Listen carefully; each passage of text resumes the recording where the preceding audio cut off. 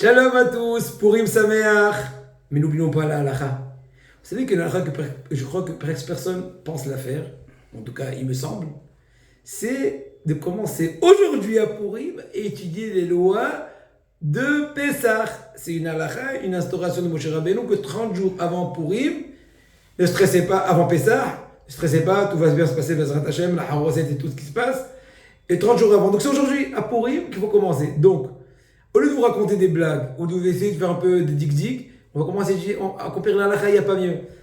Donc, débarrassez-vous un peu de tous les déguisements en quelques instants. Soyez avec moi pour accomplir la halakha. On va tout le temps avec le série de halakha.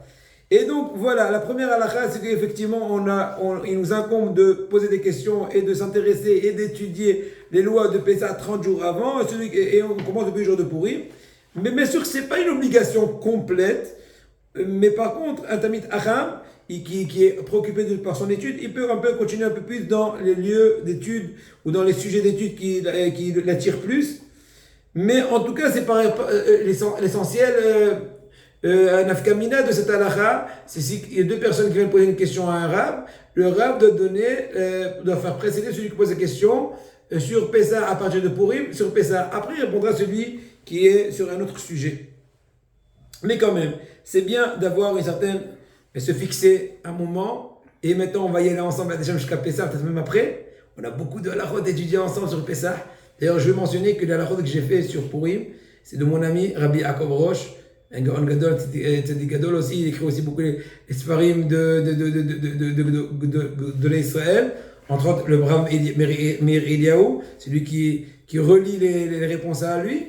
Et là aussi, les halachot de Pessah, je vais demander qu'il me les envoie, Baruch Hashem, on en profite, qu'Hashem le bénisse.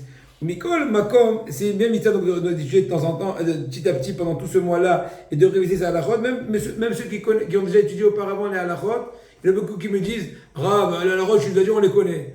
Et bien désormais, on oublie. Il faut de temps en temps faire une révision, surtout ceux qui répondent aux questions à autres. Il doit tout autre se remettre à la page, parce que quand même, des fois, il y a des détails très importants même qu'on oublie. Même une personne, voilà. Maintenant, on ne dit pas de Tahanoun tout le mois de Hodesh Nissan. Tout le mois de Nissan qui va venir, Bezrat Hashem, dans 2 semaines, eh ben on ne va pas dire Tahanoun parce que tout le mois, c'est un jour de joie. Et aussi, on ne dit pas Tzkatra dans Shabbat Amin. Ah, on sait très bien, Tzkatra, c'est le Tziduk Adin. On justifie la sentence d'Akadosh Baruch Hu au moment de Minha de Shabbat. Moshe, David et Yosef sont niftarim, donc on fait Tziduk Adin. Donc c'est comme une supplication, on ne fait pas de supplication le jour des jours joyeux, donc on ne fait pas de tzkatra à Minha de Shabbat pendant les 4 Shabbatot du mois de Nissan. L'habitude des Sfaradim de ne pas dire aussi Ancha Hashem Yom Tzara après Ashrei avant Uvalet Zion. Aussi on ne dit pas Tfila les David, on fait directement Bet Yaakov. Les Ashkenazim ils disent quand même Ancha Hashem Yom Tzara entre Ashrei et Uvalet Zion pendant le mois de Pessah, pendant le mois de Nissan.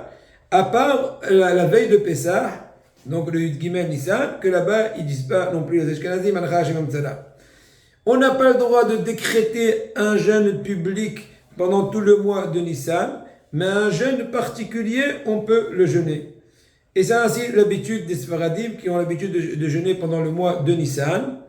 Ils peuvent faire un jeûne particulier, comme par exemple le jour du Yortzeit d'un des parents. À part Rosh Chodesh Nissan, on n'a pas le droit, et les 7 jours aussi de Pessah, on n'a pas le droit de jeûner même un jeûne particulier pour le Yortzeit d'un des parents. C'est bien de ne pas jeûner même pendant Isro Hag, le lendemain du dernier jour de Pessah. Le minhag des Ashkenaz, c'est de ne pas jeûner même un jeûne particulier pendant tout le mois de Nissan, même pour un Yortzeit, pendant tout le mois de Nissan. Par contre, un jeûne pour annuler un mauvais rêve, il y a des détails, c'est quoi un mauvais rêve dans une Chod Shabbat, dans le Perek Haoret, dans une Chod Brachot, eh ben, il peut le jeûner pendant le mois de Nissan, selon tous les avis, étant donné que ça vient pour annuler le mauvais décret qui serait révélé de par Hazesham, ce mauvais rêve, et de par ailleurs, il n'aura pas besoin de rejeûner pour expier le fait qu'il a jeûné. Par exemple, quelqu'un qui se lève Shabbat, il a fait un mauvais rêve et il jeûne pour expier, pour annuler ce rêve, oui, mais il doit rejeûner après le Shabbat pour expier le fait qu'il n'a pas pu manger Shabbat.